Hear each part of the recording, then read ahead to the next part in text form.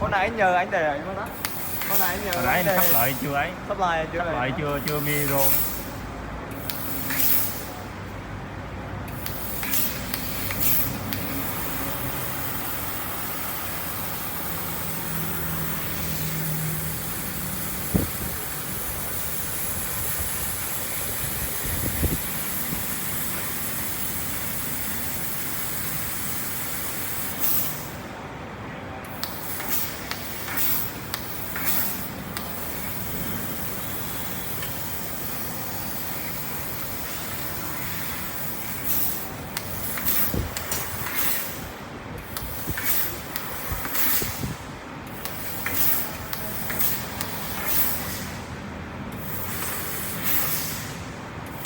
Bây giờ bông hông không ổn đâu.